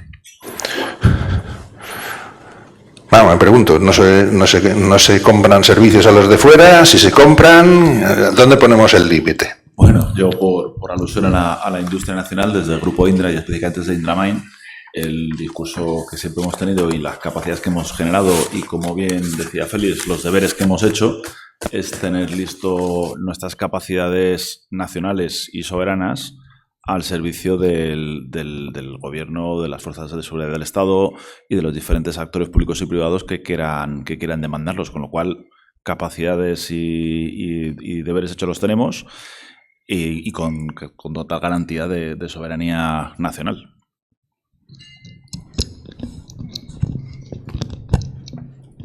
En lo que se refiere a Accenture, como se nos menciona, o sea, Accenture es una compañía global, indudablemente. Esa es una de nuestras grandes virtudes y capacidades.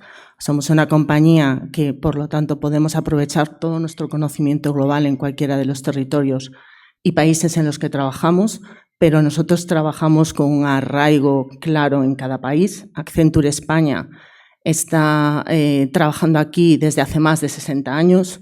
Somos 18.000 profesionales, mujeres y hombres. Agradezco además, Félix, lo que mencionabas del talento, que generamos aquí no solo riqueza, sino capacidad y el conocimiento para trabajar con nuestros clientes, ¿no? Con conocimiento experto, con tecnologías y con esa experiencia de operación. Y quiero decir que nuestros inversores son fondos que invierten en empresas que dan credibilidad. Y, por lo tanto, nosotros somos una compañía de profesionales españoles, europeos y globales. Y yo, en mi caso, además, gallega y orgullosa. Por favor. Yo, si tuviera que dar un consejo a la industria nacional, a las empresas nacionales, es que el mundo ha cambiado. O sea, el mundo donde ellas alcanzaron el éxito, han llegado hasta aquí, ya no existe, ni va a volver. Entonces, antes de hacer inversiones millonarias en plataformas tecnológicas, buscando personal, la lucha está por el talento, la guerra del talento, yo creo que la primera pregunta que cualquier empresa, pequeña, mediana, gigante, tiene que hacerse es su visión. ¿Qué quieren ser en los próximos 10, 20, 30 años? De la visión, su ambición. ¿Qué quieren ser? ¿Qué quieren aportar? En el nuevo mundo, que va a ser la ambición. Y luego hacer, o sea, que va a llevar tiempo, el cambio cultural necesario. Es decir, tendrán que buscar agentes del cambio porque el freno para lo que quieran ser en el nuevo mundo no va a ser tecnológico, no va a ser de dinero, va a ser cultural. Va a ser su propia cultura corporativa, le va a impedir avanzar. O sea, los gigantes, ahora ves los 10 más grandes del mundo de ahora, no van a ser dentro de 20 años, no van a estar ahí. A lo mejor habrá 1 o 2. Habrán cambiado los otros, no sabemos quiénes son. Entonces, es ver qué quieren ser en el próximo mundo, en este mundo, y afrontar ese cambio cultural que va a ser doloroso, Esto lo ha cambiado, el mundo ha cambiado. Ahora hablan estamos en el año 4 después de GPT, ¿no? De 2002, pues, y ahora en el año 0 después de Mitos, o lo que sea, ¿no? Pues ha cambiado. Eso es más que invertir y empezar a contratar ahí, saber lo que quieren ser. Nosotros solo, en un principio, está bien promocionar el talento vía startup, pero necesitamos consolidar esas empresas, consolidar esos productos soberanos y nuestro foco fundamental es que España tenga capacidad de decisión sobre las tecnologías que decidamos que sean soberanas. ¿No, Félix? Me apunto a lo de la cultura. Miren, yo el otro día estaba viendo, como casi todos, lo de la Catedral de la Sagrada Familia y estaba yo reflexionando los medios, los equipos, la tecnología, qué imagen más estupenda que hemos dado como nación en todo el mundo. Pero yo pensaba, en León, que tenemos una catedral gótica que si no la han ido a ver tienen que ir a verla, que es la mejor del mundo, sin lugar a dudas, faltaría más. Se construyó hace 8 siglos y León tenía 10.000 habitantes, algo así como La Bañeza hoy. La mitad eran moriscos y judíos, que construyeron también la catedral. Y con 10.000 personas hicieron una catedral de cristal que se sostiene todavía hoy, 800 años después, sin arquitectos, sin universidad, sin medios. Y nosotros nos vamos a lamentar porque tenemos alguna discrepancia en materia de regulación o de política. No hay excusa, es una cuestión de cultura y tenemos todo lo necesario para ser más y mejores. Muy bien, don Antonio, le cedo la palabra. Muchas gracias por habernos permitido estar con ustedes y habernos pasado un poquito de tiempo. Vamos a terminar ya, a las 11 menos 10. Son las 11 menos 10. Quiero pedir a todos ustedes un gran aplauso para los ponentes, patrocinadores como Indamai, Accenture y Paz y Cooperación, y al moderador. Se lo han merecido, dedicado su tiempo, preparación, esfuerzo, presencia, contestación a sus preguntas, y veo desde aquí de la mesa que ustedes han escuchado atentamente todas las intervenciones, que han sido muy buenas y tenemos que felicitarnos todos. Al mismo tiempo, ya para finalizar, quiero desearles unas felices vacaciones, que todos se la merecen, para que en el próximo mes de septiembre-octubre vengamos con las pilas muy cargadas, porque en España, en el año 27, va a haber grandes novedades políticas, económicas, tecnológicas, sociales, y esas mismas novedades se van a trasladar a Europa. ¿Cuáles van a ser las novedades? El tiempo lo dirá. Pero más o menos podemos intuir, por lo que dicen los cambios políticos, van a ir por una dirección. Bienvenidos sean para España, para los españoles y nuestra enorme tranquilidad y estabilidad. Por otra parte, vamos a ir en septiembre-octubre a la ciudad de La Coruña para tratar estos mismos temas, porque la Xunta de Galicia ha desarrollado un tema muy importante de inversión en ciberespacio, en ciberseguridad y espacio en general. Y ha firmado un acuerdo para desarrollar estos temas que intervienen del orden de 200 empresas pequeñas en este proyecto. Creo que se merece la pena que vayamos allí y que convoquemos a esa gente. Muchas gracias y hasta la próxima. Y un gran aplauso para ellos.